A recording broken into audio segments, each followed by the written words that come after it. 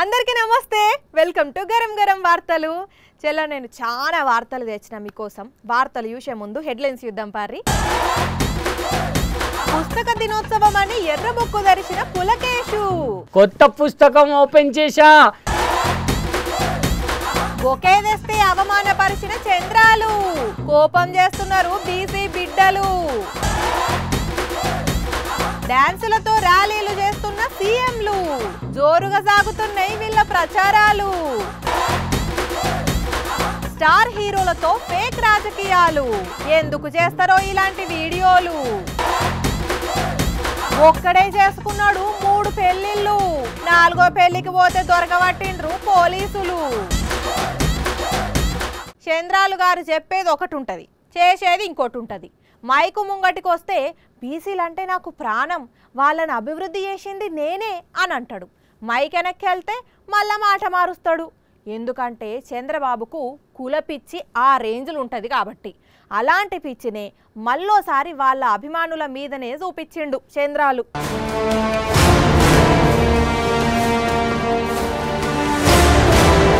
చంద్రబాబు వస్తుండని బోలెడంత సంతోషంతోని బొకే కొంట పోయి ఇద్దామనుకుంటే బొకే లేదు బొక్కా లేదు అన్నట్టు ముందే దోసేసిండ్రు చంద్రాలు సెక్యూరిటోళ్ళు సరే సెక్యూరిటోళ్ళకంటే తెలియదు అనుకుందాం బాబుకైతే బరాబర్ తెలుసు కదా ఇదంతా ఆన్నే ఉండి చూస్తుండు కదా వచ్చినాయన మాజీ జెడ్పీ చైర్మనే కదా అయినా గాని చంద్రబాబు చూసి చూడనట్టే ఉన్నాడు ఎందుకంటే బొకే పట్టుకొచ్చిన నాగరాజు బోయ వాల్మీకి సామాజిక వర్గానికి చెందిన ఓ బీసీ నేత అనే చులకన కాబట్టి అందుకే సెక్యూరిటీని వద్దనలేదు నాగరాజును దగ్గరికి పిలుచుకొని బొకే తీసుకోలేదు ఇది చంద్రబాబుకు బీసీల మీదున్న ప్రేమ రాయదుర్గం నియోజకవర్గం కనేకల్లా ఇట్లా చంద్రబాబు ఓ బీసీ నేతనే అవమానపరిచిండు కానీ అదే మాటలు చెప్పమంటే ఇవాళ బీసీలు ఉన్నారంటే ఇది నేను చేసిన కృషే అని మామూలు డబ్బా కొట్టుకోడు కానీ అదే బీసీలు దగ్గరికి వస్తే మాత్రం రానియ్యడు మరి బీసీలన్నా ఎస్సీ ఎస్టీలన్నా చంద్రాలకు ఎందుకంత చులకనో అర్థం కాదు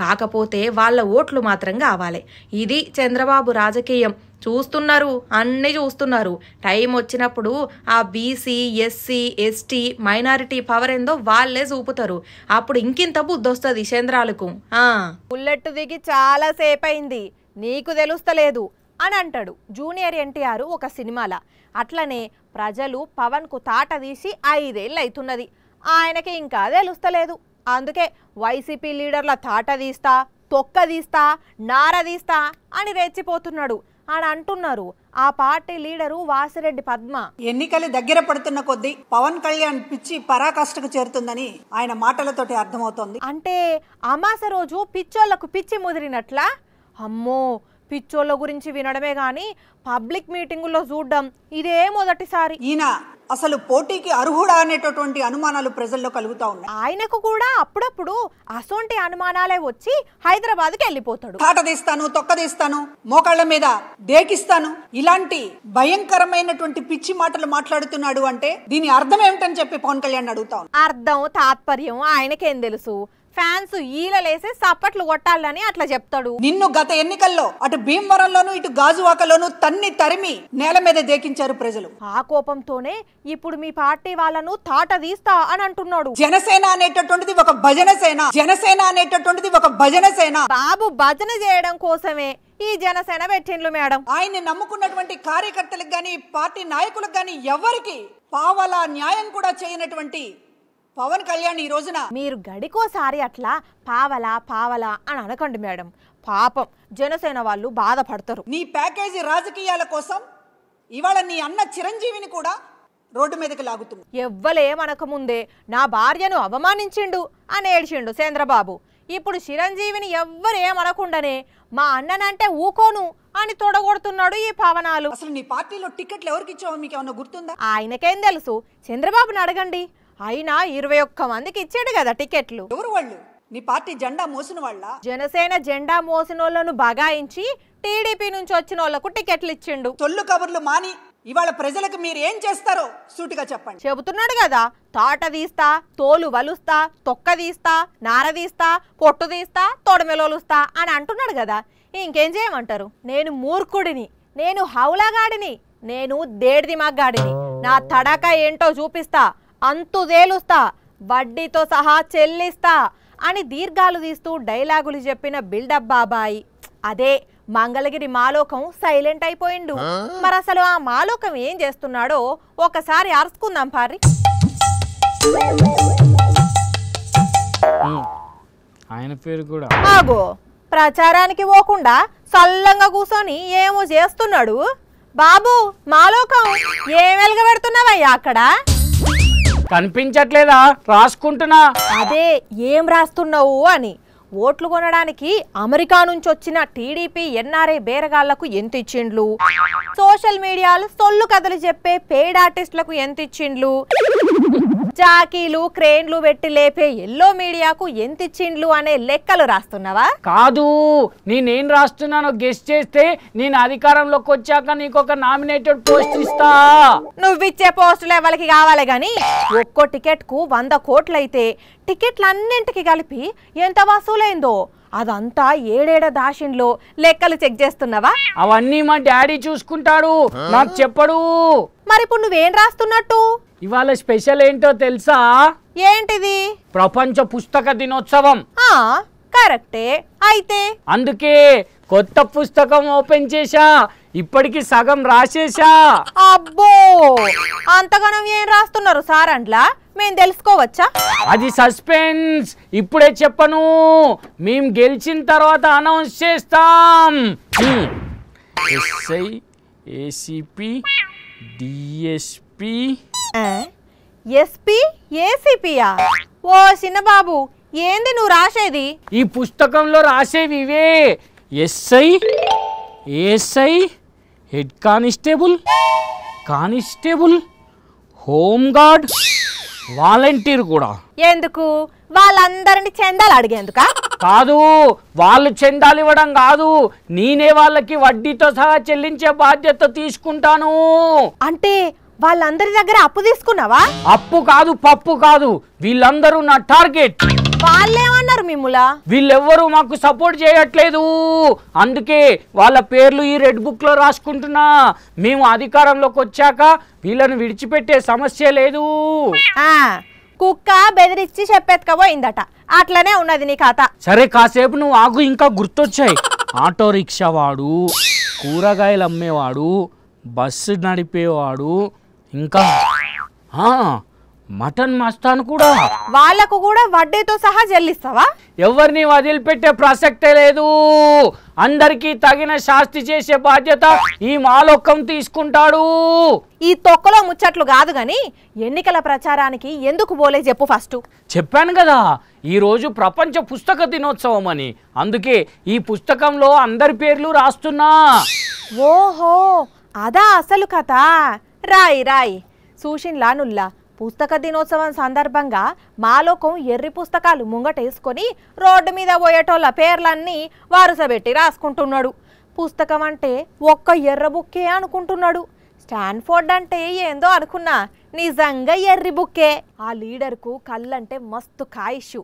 వాళ్ళ పార్టీ పవర్లు ఉన్నప్పుడు అటు ఇటు తిరుగుకుంటా కళ్ళు మండవా కనపడితే చాలు పోయి లొట్టి కథం పెట్టేది. కూలీలు నాట్లేస్తుంటే పోయి వాళ్ళతోని ముచ్చట పెట్టుకుంటా వాళ్ళతోని నాట్లేసేది. మస్తు అంటే మస్తు జోవియలు ఉండేది. కానీ మొన్న వాళ్ళ పార్టీ పవర్ పోయింది, సారు కూడా ఓడిపోయిండు. అయితే సారు అప్పటంత జోష్ ఉండడు, జనాలల్లా కలవడు అని అనుకుంటుంటేనే ఒక్కసారే మళ్ళా వెనకటి రోజులకు పోయిండు. ఆగో లీడర్ అన్నారు, ఎవరో అన్న బోనం ఎత్తుకొని ఎగురుతున్నాడు. డీజే పాటలకు మంచి ఊపు మీద డాన్స్ చేస్తుండు, కానీ ఫేస్ సరిగ్గా మంచిగా కనపడతలేదు. ఇంతకు ఎవరు అంటారా? ఇగో వీడియో ఎడిటర్ అన్న, కొద్దిగా జూమ్ చేయవే.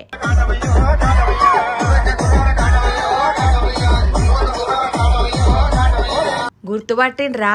అవు ఎర్రబెల్లి సారే. మరి తెలుసు కదా సారుకు డీజే పాటలన్నా బోనాల పండుగన్నా ఎంత ఇష్టమో, అందుకనే ఇట్లా ఆడి పాడిండు అన్నట్టు. వరంగల్ జిల్లా పర్వతగిరిలా కాటమయ్య పండుగ అవుతుంటే సారును అభిమానులు ఆహ్వానిస్తే పోయి ఇట్లా అందరినీ ఖుషి చేసిండు అన్నట్టు.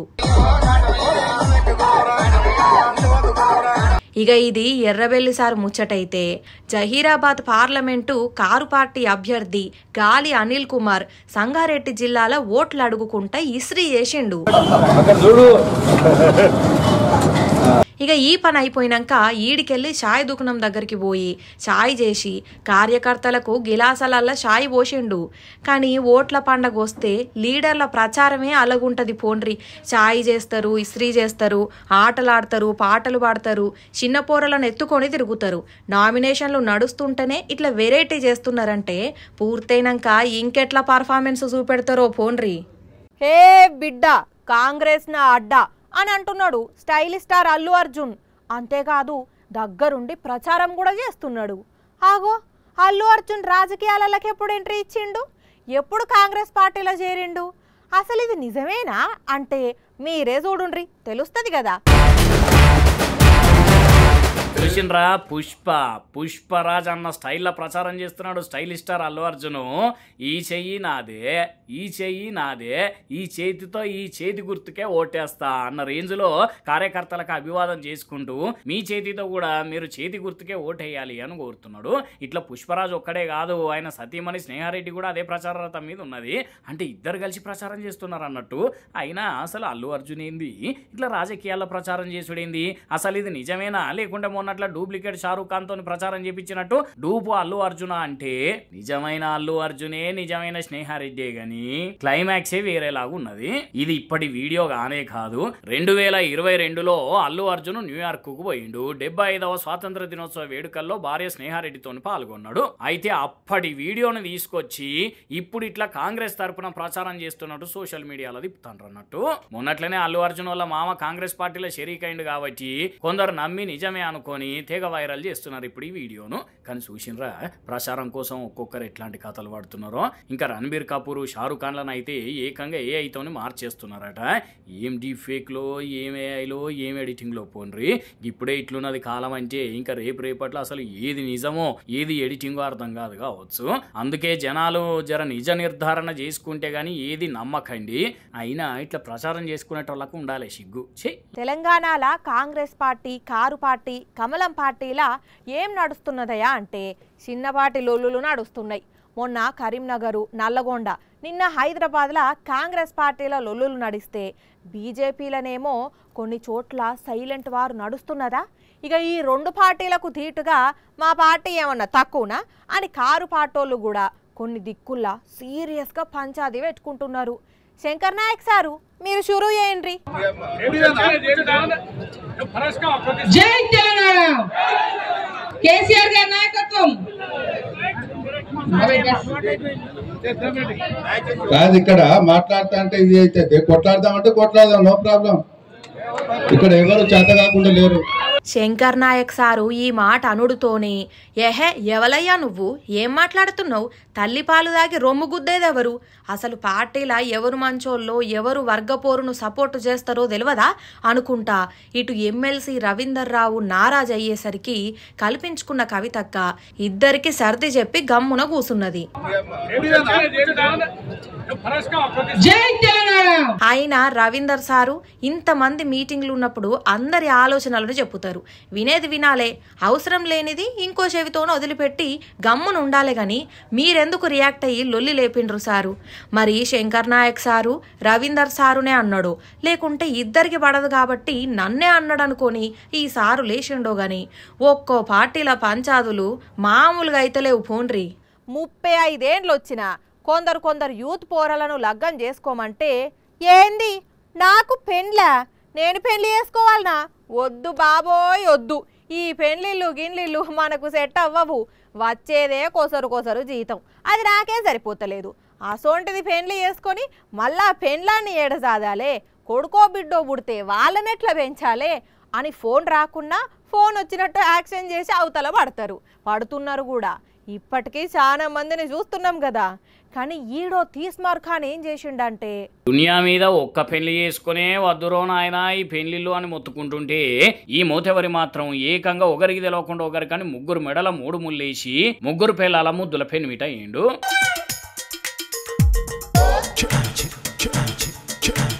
రంగురంగుల అంగీలు వేసుకొని రాకుమారుని లెక్క వెలిగిపోతున్న ఈ నిత్య పెళ్లి కొడుకు పేరు రాజేష్ అట. పుట్టి పెరిగింది వరంగల్ జిల్లా. కార్ డ్రైవింగ్ కోసం అని పట్నంలో వాలి 3 నెలలు ఒక అమ్మాయి చుట్టూ తిరిగి ముగ్గులకి దించి లగ్గం చేసుకున్నాడట.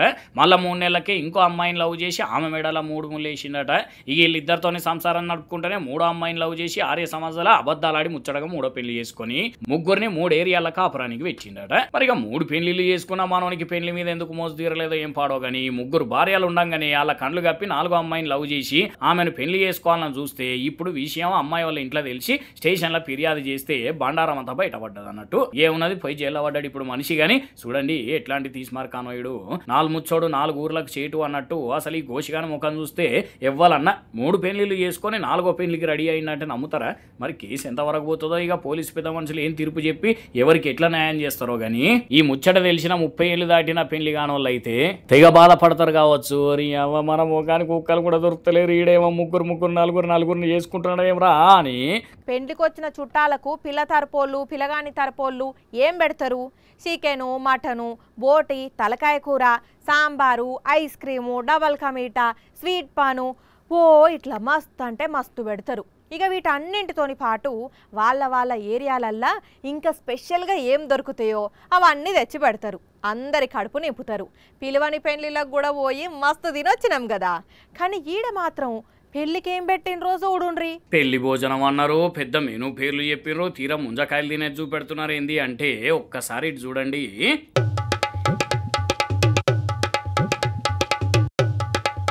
ఎస్, పెళ్లిలో ముంజకాయలే పెట్టినరు. ఐస్ క్రీమ్లు గీస్ క్రీమ్లు చెదారం పెడితే ఉత్తగా ఆరోగ్యం ఖరాబ్ అవుతుంది అనుకున్నారో ఏమో. మంచిగా లేత ముంజకాయలు పెట్టి కడుపు సల్ల పడేసినారు వచ్చిన వాళ్ళకు. అక్కడ చూడండి, ఐస్ క్రీమ్ కంటే ఎక్కువ కాయిష్ చేసుకుంటే ఏ తిరుగా గుమిగుడినరో వాళ్ళ కంటే ఎక్కువ పిల్లలే కనబడుతున్నారుగా. హైదరాబాద్ మన్నెగూడలో జరిగిన పెళ్లిలో మెను ఇది. కానీ సూపర్ ఐడియాలే. బగారా, బిర్యానీ, తలకాయ కూర, మటను అదని ఇదని తినంతసేపు మంచిగానే ఉన్న కాసేపటికి నోరంత ఎండకపోయి మస్తు దూపైతుంటది. ఎన్ని నీళ్లు తాగినా దూప తీరది. ఇక మంచిగా ఇట్లా ముంజకాయలు పెట్టేసరికి ఇప్పుడు పెయ్యి అంతా చల్లబడ్డట్టున్నది వచ్చిన వాళ్ళకు. దూప కూడా తీరుతుంది మంచిగా. భలే ఐడియాలే. మరి ఇక మీ ఇళ్ళలో కూడా పెళ్లిళ్ళు అయినప్పుడు ఇట్లాంటి ఉపాయం చేయండి, వెరైటీగా ఉంటది, అందరి కడుపు చల్లబడుతుంది. ఏమంటారు? లీడర్ల ప్రచారాలు ఒక్కొక్కరి ఒక్క తీరు ఉంటున్నాయుల్లా. ఓటర్లను ఆకట్టుకునేందుకు ఒక్కొక్కరు ఒక్కో స్టైల్లో ప్రచారం చేస్తున్నారు. అది ఎమ్మెల్యే అభ్యర్థి అయినా సీఎం అయినా. ఇప్పుడు 3 రాష్ట్రాల సీఎంలు 3 జాగల్లో ఏం చేసిండ్రో చూడుండ్రి.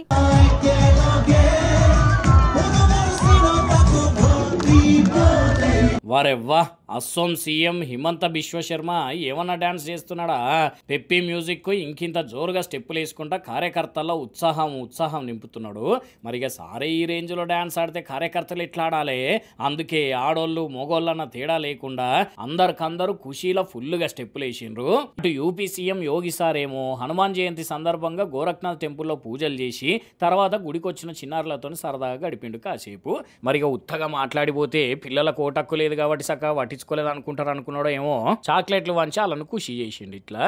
ఇక ఇవి మరి ఇయాల్టి గరం వార్తలు. మళ్ళా రేపు ఇదే టైంకి ఇట్లనే కలుసుకుందాం. అప్పటిదాకా ఏం చేయాలి? చూస్తూనే ఉండండి సాక్షి టీవీ.